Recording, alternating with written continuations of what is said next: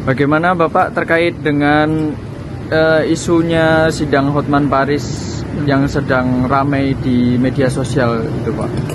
Saya mungkin berbeda dengan banyak orang yang menghakimi Rasman Arif Nasution dan Firdaus atau Daus ya, dengan mengesampingkan peran serta kegaduhan itu pada diri seorang pengacara yang sangat kaya raya dan mungkin pengacara yang paling kaya ya, namanya Hotman Paris Hutapea.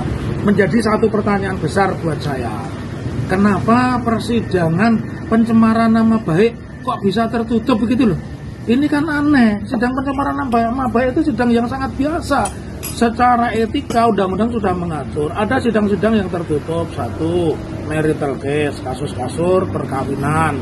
Kemudian yang kedua, juvenile delik, kasus kejahatan anak-anak. Yang ketiga adalah kasus asusila. Ini tidak menyentuh ketiga-tiganya. Berarti saya berkesimpulan, ini pendapat saya yang sangat subjektif ya, di ruang sidang itu ada seseorang yang mengendalikan, yang menginginkan persidangannya itu tertutup, dan itu salah. Secara hukum acara salah ya.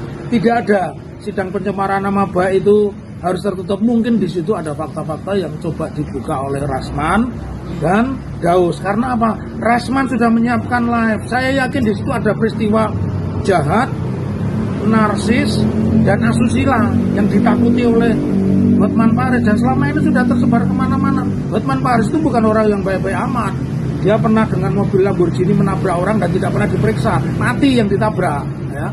Jadi dari fakta-fakta ini saya menginginkan teman-teman pengacara, ini tolong di kameranya, teman-teman pengacara jangan mensyukuri di balik sanksi yang diberikan oleh Mahkamah Agung kepada Firdaus Daus dan Rasman Arif Nasution.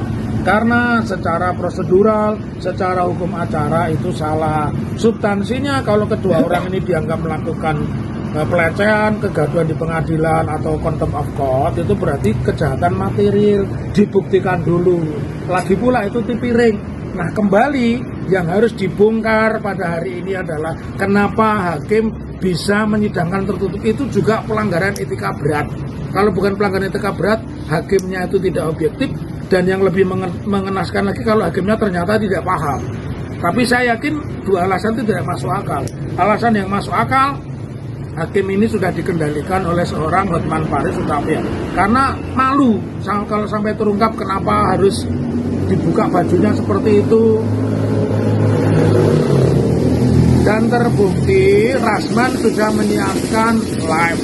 Jadi masyarakat harus membongkar, sidang selanjutnya harus secara terbuka. Karena menyalahi kaidah dan menyalahi tata cara persidangan hukum acara pidana.